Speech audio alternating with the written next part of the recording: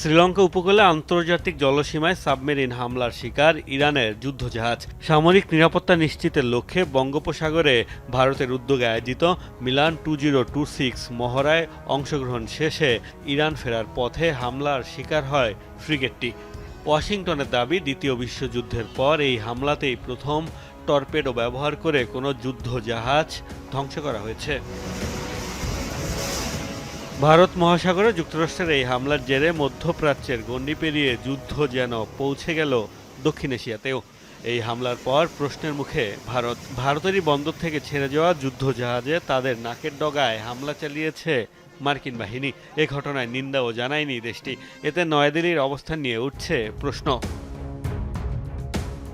এদিকে ইরানের সাথে সুসম্পর্ক থাকলেও যুদ্ধজাহাজে হামলার পর নেটিজেনদের তোপের মুখে পড়েছেন ভারতের প্রধানমন্ত্রী নরেন্দ্র মোদী।